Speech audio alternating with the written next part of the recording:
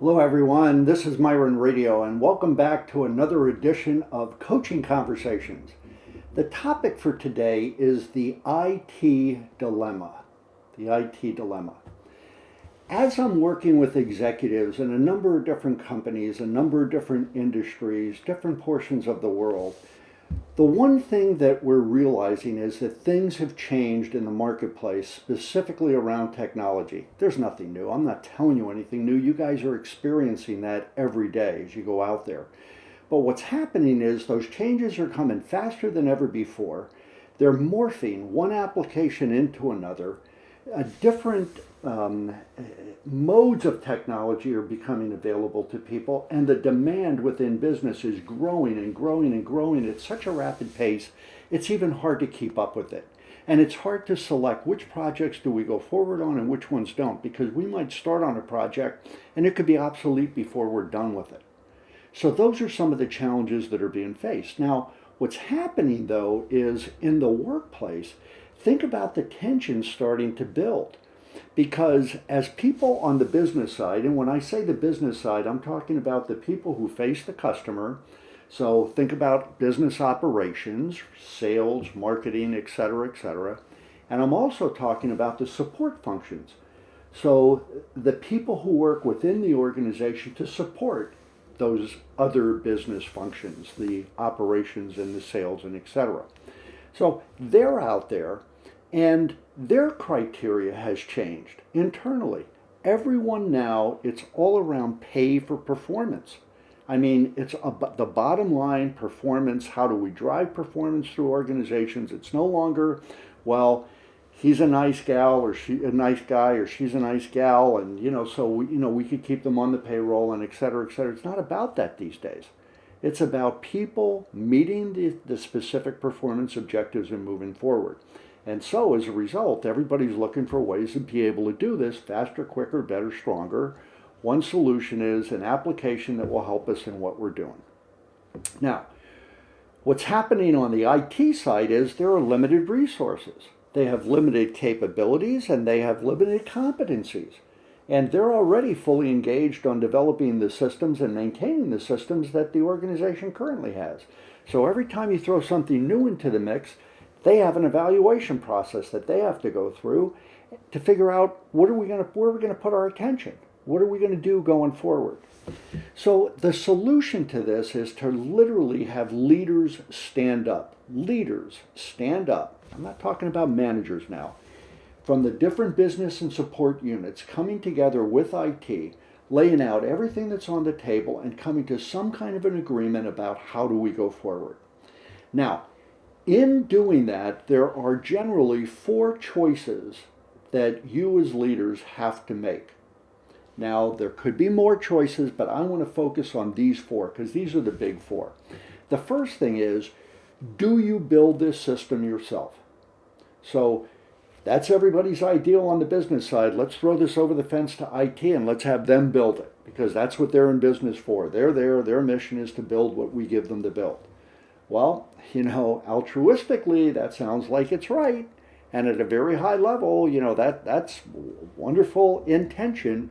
But again, they may not have the capabilities or the competencies to build it or the resources, meaning not only the physical resources, but also the financial resources and the human resources to be able to get it done. They may be capped.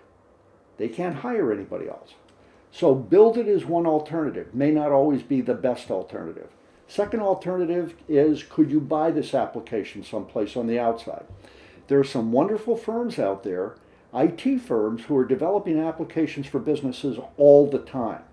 And you might be able to find one that has an application for your business. And when I say you, I mean either the IT professionals or the business professionals in doing your due diligence around this application.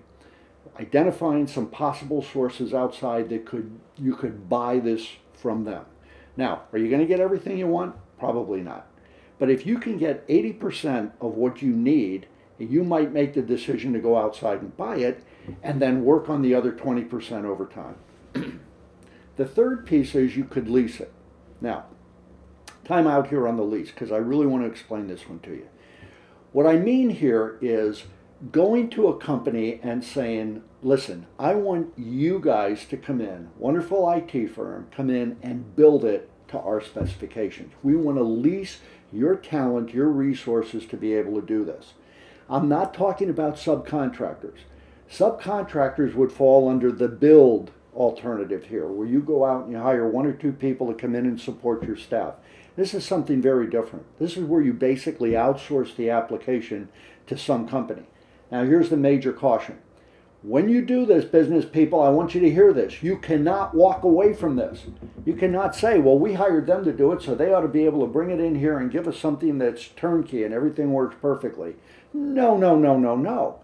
If you do this, you have to own the system, own the project, working with IT again, right? Because they're going to be the conduit, but you're the ones who have to provide the business specifications. You're the ones who have to do the acceptance testing on the system. You're the ones that have to make sure it works. More importantly, you are the ones who are going to have to convince the people in your organization that a change is needed from what they're using today to what you're proposing. They call that change management. That's your responsibility. It has to be a cognitive responsibility and very focused and very deliberate effort to smooth that transition. And then, of course, the last alternative is you could defer this application.